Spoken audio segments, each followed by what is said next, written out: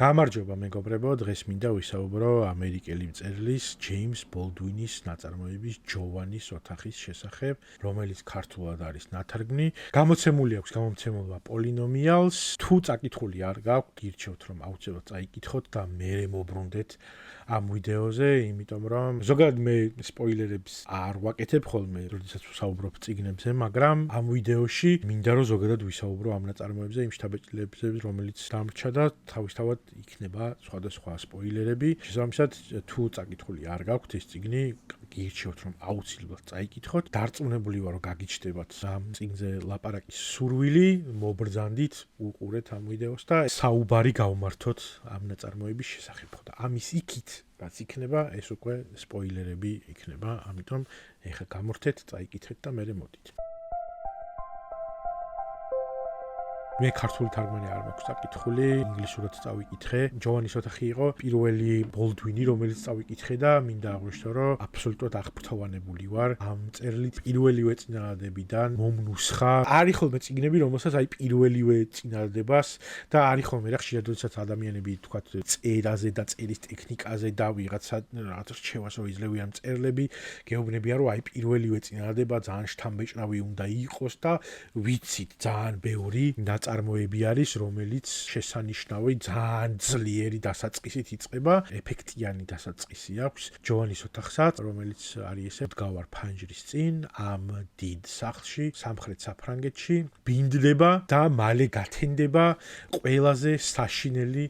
დილა ჩემს ცხოვრებაში. ესე იგი ვიცით რომ რაღაცა უნდა მოხდეს, ხო? თავისთავად ეგრევე ინტერესში ვარდები რა. ხო და საქმეც რა არის, ხა რომ აი ბოლოს უკვე აი ამ პირველი თავის, აი ამ პირველი ნაწილის ბოლოშივე ჩვენ გვახსოვს რომ ეგრევე ვიგებთ რომ რატო იქნება ეს დილა მისთვის ყველაზე საშინელი მის ცხოვრებაში, იმიტომ რომ ჯოვანი უნდა დასაჯონ სიკვდილით გილიოტინაზე. მაგრამ მანამდე სხვათა შორის რა, აი მთელი აბზაცი, მეორე აბზაცი უკვე მონიშნული მაქვს. ამ შემთხვევაში ინგლისურად და არ წავიკითხავ ეხა ამას, იმიტომ რომ ქართულად თარგმნად სიმართლე გითხრათ, ცოტა მეზარება და ეხა ინგლისურად ამ ვიდეოში არ წავიკითხავ. ეს არის აბზაცი, რომელშიც ჯეიმს ბოლდუინი აღწერს, რომ აი ხვალ დილას რომ მივა სადგურზე და პარიზისკენ მიმოვალ მატარებელზე რომ დაждდება, აი ამ პარიზის მატარებელში რა მოხდება და არაფერი ხა ისეთი სიუჟეტურად და იმის მხრივ რომ ვთქვათ აი ჯოვანისთან ან მის რაღაცა საშინელ დილასთან იდეაში არაფერი კავშირი არ აქვს ამას, მაგრამ ზოგადად აი მისი ფიქრები რა, ამ პერსონაჟის ფიქრები, რომელსაც ბოლოს მე გავიგებთ რა თქმა უნდა, რომ ჰქვია დევიდი, აგვიწერს და აი შესანიშნავ, აი აქვე მეორე აბზაცშივე ჩანს თუ რა მაგარი მწერალი არის ჯეიმს ბოლდუინი, ანუ აი ეს სინემატიკურობა, აი ეს დეტალურად არის თან აღწერილი ეს ყველაფერი და თან რაღაცნაირად ხო იდეაში ვითომ ისეთი ის არის, რომ ეხა აი პარიზისკენ მიმავალ მატარებელში რა მოხდება, ჯანდაბას ეხა ვის რა შეაინტერესებს, მაგრამ იმდენად კარგად აქვს აი ეს რომ თან ხედავ შენ თვითონ ეს პერსონაჟი რას ხედავს, როდესაც ამაზე ფიქრობს, რომ აი ხვალ წავალ, იქ ჩავჯდები, მოხდება ეს, იმას ისევ ესეთი ამბავი დამკვდება იქ და ამ შემდეგ, ხო და აი ეს თავიდანვე ჩემი აზრით ეს ძალიან კარგად გვაძლევს იმ ტონს და იმ რაღაც ესთეტიკას, რომელიც გვექნება და ეს ლიტერატურული ენა, რომელიც აი ამ მეორე აბზაცშივე შემოდის, უკვე გვაძლევს ძალიან ძლიერ მინიშნებას იმაზე, თუ რამდენად შესანიშნავი მწერალი არის ჯეიმს ბოლდუინი. ეხლა რაც შეეხება ზოგადად, მაგალითად იქ არის რაღაცა ფილოსოფიური თემები, რომლებიც მოვინიშნე რამდენიმე და თუ გამახსენდა ამ ვიდეოს ჩაწერისას აუცილებლად ვახსენებ, იქ არის რამდენიმე რაღაცა, რაც ძალიან მომეწონა, მაგრამ ნუ აქ ესეთი მთავარი თემა, რაც რა თქმა უნდა არის ის, რომ თვითონ დეივიდის რაღაცნაირი გაორება, რომ აი თითქოს საკუთარ თავში ჩამოუყალიბებლობა არის რა, იდეაში მთავარი თემა, ხო? მაგრამ პრინციპში აქ ისიც არ არის, რომ ეხა თქვათ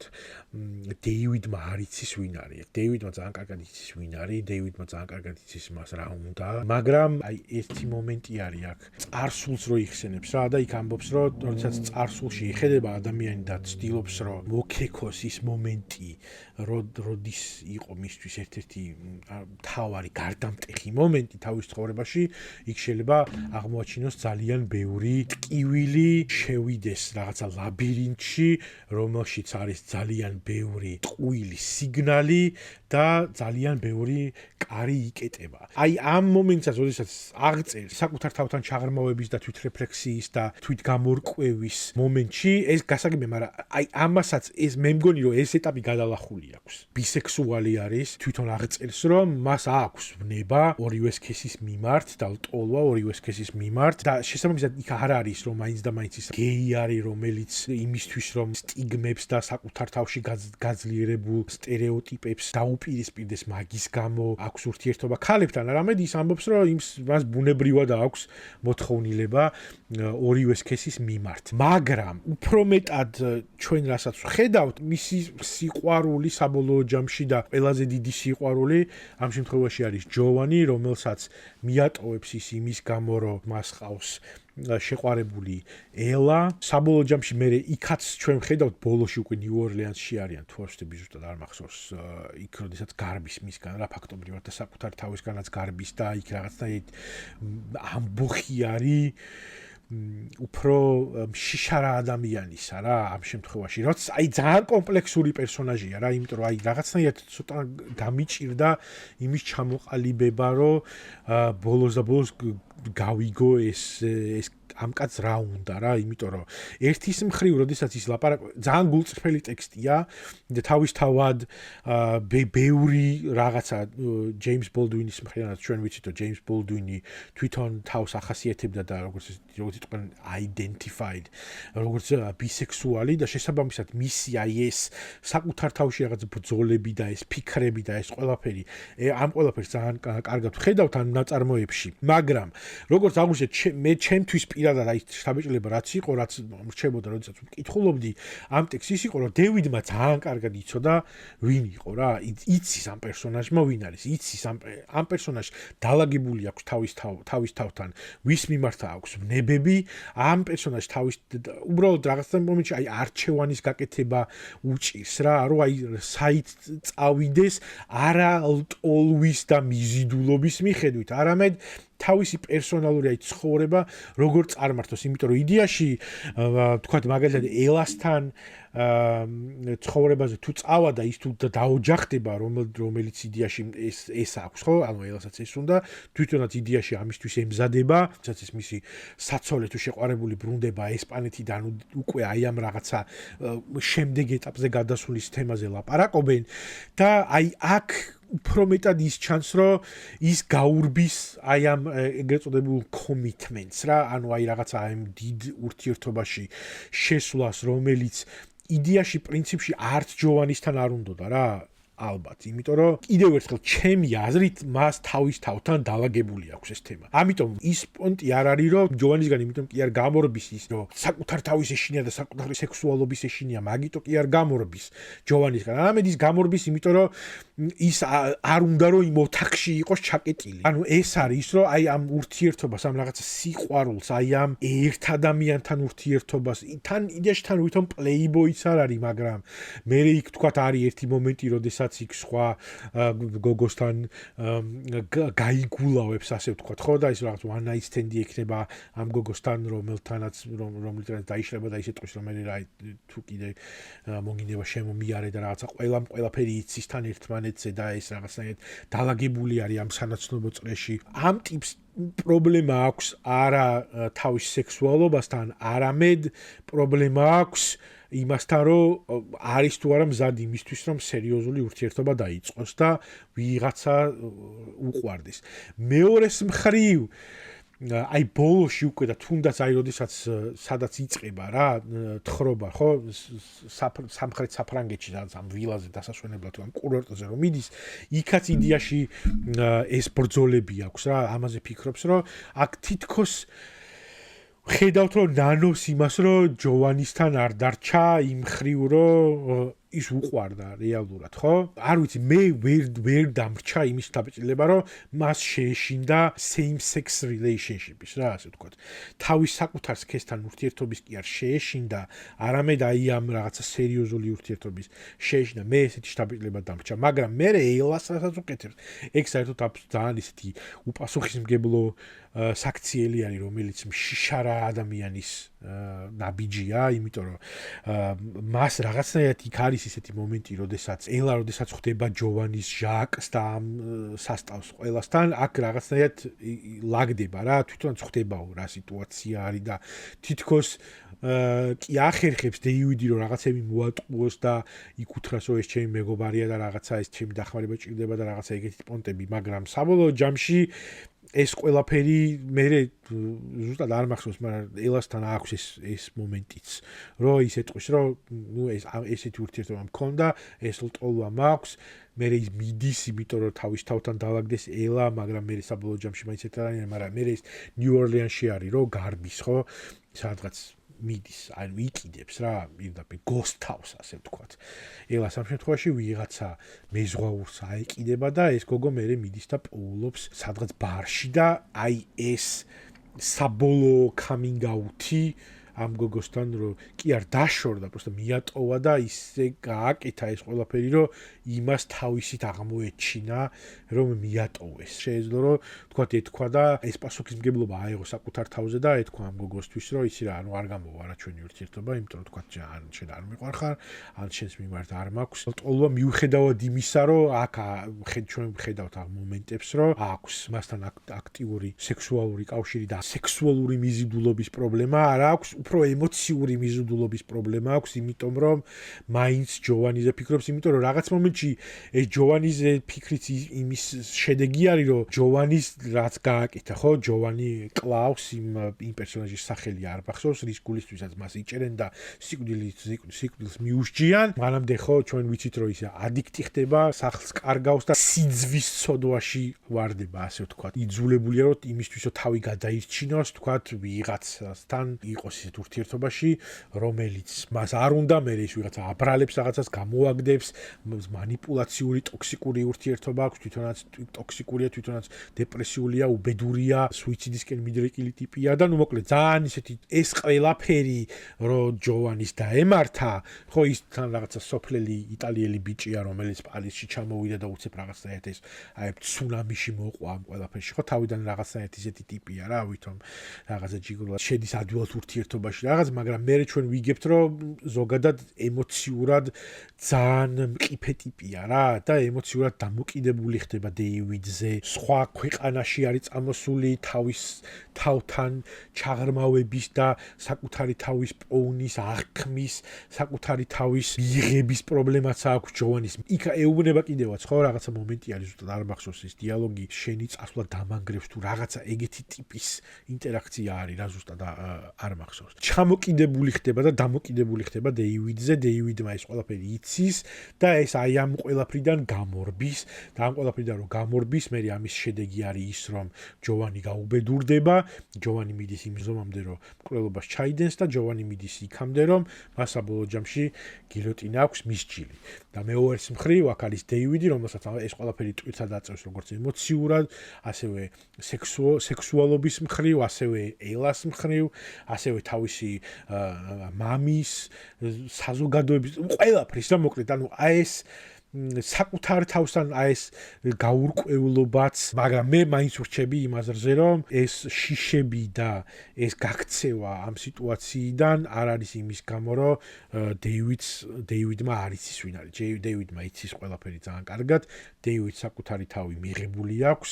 ჩემი აზრით. დეივიდმა ზუსტად იცის მისი ვნება თუ ლტოლვა საითკენ არის და ვისკენ არის მიმართული, ამ სქესისკენ თუ იმ სქესისკენ თუ ორივესკენ, ეს ყველაფერი ჩემი აზრით მას როგორც აღვნიშნე თავის თავთან დალაგებული აქვს, აქ მას აქვს ძალიან ჩვეულებრივი ადამიანური ურთიერთობების პრობლემა. არ ვიცი, მე ესი აღვიქვი ყოველ შემთხვევაში ეს პერსონაჟი რა. საკუთარი თავის პოვნის ნაწარმოები არ არის რა, იმიტომ რომ ჩვენ ხა ვიცით რომ არის ნაწარმოებები და არიან პერსონაჟები, რომლებიც ესე თავის თავს ებრძვიან, თავის თავს ზურგს აქცევენ. მე უბედურები ხდებიან იმითი, რომ საკუთარ თავს ზურგს აქცევენ და საკუთარ იდენტობაზე უარს ამბობენ. არის მაგალითად ადამიანი გეი, რომელიც ირჩევს იმას, რომ წავიდეს და იცხოვროს როგორც ჰეტერო წყვილის ნაწილმა თქო ცოლი მოიყვანოს და თავი მოიტყუოს, ოჯახი მოატყუოს, ცოლი მოატყუოს, ყველა მოატყუოს და ტყუილში იცხოვროს როგორც ესეთი. აი დეივიდის მხრივ მე არ მგონია რომ ის ტყუილში ცხოვრობს, იმიტომ რომ მას ყველაფერი გაიასნებული აქვს საკუთარ თავთან და ყველასთან ზოგადად რა და თამამად ცხოვრობს თავისი ამ ცხოვრებით. აი ხო არ ვიცი, თან მოკლედ თუ ვინმე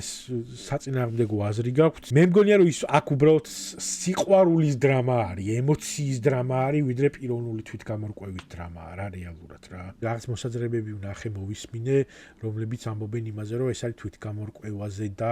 საკუთარი თავის აღმოჩენაზე და მე არ ვიცი, მე არ დამრჩა ეს შთაბეჭდილება, მე მგონია რომ საკუთარი თავი აღმოჩენილი. ხო, არ ვიცი, ამდენჯერ გავიმეორე ხეთ და იგივე რა. ძალიან გთხოვთ რომ გამიზიაროთ თქვენი შთაბეჭდილება ამ წიგნის შესახებ და კონკრეტულად დეივიდის შესახებ თუ მეთანხმებით, დამიტოვეთ კომენტარი და თუ მოგეწონათ ეს ვიდეო, შეიძლება არ მეთანხმებით, მაგრამ ვიდეო თუ მოგეწონათ და ის თუ როგორ ვიმსჯელე და რა აზრებიც ვაფრქვიე, დაალაიქეთ და subscribe-ეთ და დამიკომენტეთ, იმიტომ რომ ვისაუბროთ მინდა რომ ვილაპარაკოთ ამ წიგნზე, რა მომენტები მოგეწონათ თქვენ, არის რაღაცა ფრაზები, რომლებიც მომეწონა იდეაში მინდოდა რომ რაღაცნაირად უფრო ისეთი ვიდეო გამეკეთებინა, სადაც ბოლდვინზე როგორც მწერალზე ვილაპარაკებდი, იმიტომ რომ ძალიან მაგარი ფრაზები აქვს რა, აი ისინი რომლებიც დამევასა, მაგრად ისეთი აბზაცები არის, რომლის გამოყოფაც შეიძლება იქ თქვათ შინაგან ფილოსოფიაზე, ადამიანურ ურთიერთობებზე, ზოგადად როგორც მწერალის ეს აღწერა, აი ერთი არის, როდესაც აღწერს რა, აი მაგალითისთვის, იმდენად სინემატიკურად აღწერს, რომ ხა მე პარიზში ორჯერ ვარ ტურისტულად ნამყოფი და ჩემი საყვარელი ქალაქი არის ოკეანის იქით ამ მხარეს, ანუ ევროპაში ჩემი საყვარელი ქალაქი არის პარიზი, რამდენად კლიშეც არ უნდა იყოს, ძალიან დამევასა, კიდევ ბევრჯერ ჩავალ პარიზში. პარიზი არ არის ჩემთვის ისეთი ქალაქი, რომელზეც ვიტყვი, რომ აი მან დამყოფი ვარ და არ მინდა რა. თუ პონტი იქნება იმის, რომ პარიზში ჩავიდე, აუცილებლად ჩავალ, იმიტომ რომ მაგრად მევასება, ძალიან მაგარი ქალაქია და აი როდესაც პარიზს აღწერს და პარიზულ პონტაობებს აღწერს ჯეიმს ბოლდვინი ამ წიგნში, აი მიუხედავად იმისა, რომ 4 და 5 დღე ვარ სულ პარიზში ნამყოფი, მაინც რაღაცნაირად ეს ნოსტალგია წამოიღო რა, აი ეგრევე მომინდა რომ პარიზში უყოფილიყავი, იმიტომ რომ აი მთელი ეს ესთეტიკა და პარიზული დინამიკა რაღაც აი თვითონ აი ქუჩაში რომ მოძრაობ და ხალხი როგორც დადის კი ცოტა ცივები არიან ფრანგები და პარიზელები ცოტა წაუსნობებენ და ასე შემდეგ, მაგრამ აი რაღაცნაირად ეს ვაიბები ძალიან კარგად წამოიღო იქიდან რა მხრივად ის აღწერს. უნდა გავითვალისწინოთ, რომ ეს 1959 წელს არის დაწერილი და ამ მხრივად უნდა შევაქო აუცილებლად, რომ რა დროს არის ესე იგი დაწერილი. ამერიკაში ჯერ ხო საერთოდ ძალიან პურიტანისტული დამოკიდებულება არის ამ მხრივ სექსუალობის შესახებ რა და ამას რაღაცნაირად პირველ პირში ყვება თან შავკანიანი queer ავტორი არის. ამ მხრივად ძალიან მნიშვნელოვანი თემაა, ხო, ეს აუცილებლად უნდა აღვნიშნო. ძალიან მნიშვნელოვანი მწერალი და ნაწარმოები არის ამ მხრივაც რა, რომ აი რა დროს აქვს, რა თემაზე დაწერილი და როგორი ადამიანი არის თვითონ რა, ანუ აი ყველა მხრივ ძალიან მამაცი ადამიანი არის და მამაცი მწერალი არის ჯეიმს ბოლდვინი და ამიტომ აუცილებლად ურჩიეთ, ეხლა თუ აქამდე უყურეთ ამ ვიდეოს და ამ განხილვაში შემომყევით, წაკითხული გექნებათ ეს წიგნი და შესაბამისად აუცილებლად ურჩიეთ და დარწმუნებული ვარ, რომ ვისაც წაკითხული აქვს ეს წიგნი, ჩემი თქმა არც გჭირდებათ ისიც ურჩევთ ხოლმე ყველას მის წაკითხოს და მოკლედ ძალიან მომეწონა, აუცილებლად ვაპირებ, რომ მისი კიდევ სხვა წიგნებიც წავიკითხო, მონიშნული მაქვს რამდენიმე, ეხა 1-2 წიგნი მაქვს დასამთავრებელი და მაგეებს რომ დავამთავრებ, მე ვაპირებ, რომ მიუბრუნდე მათ შორის ჯეიმს ბოლდვინსაც წელს მინდა, რომ მინიმუმ კიდე მისი 2 ნაწარმოები მაინც წავიკითხო აუცილებლად. მადლობა რომ მიყურებდით, გთხოვთ დაალაიქეთ და subscribe-ეთ და აუცილებლად მომწერეთ თქვენი აზრი ამ წიგნზე და დეივიდზე და ზოგადად ამ პერსონაჟებზე, რაზეც ვილაპარაკე, იმიტომ რომ მაინტერესებს, იმიტომ რომ შეიძლება რა ვიცი, იქნება მე ვერ გამოვიტანე აზრი კაცო და რაღაცა ვერ გავიგე, მაგრამ მე მგონია რომ გავიგე. ან რავი, მე ესე გავიგე ყოველ შემთხვევაში რა. ხო და არ ვიცი ძალიან გამიხარდება თუ ვიღაცა ამ ლიტერატურულ დიალოგში შემოვა ჩემთან ამ ნაწარმოებთან დაკავშირებით. მადლობა.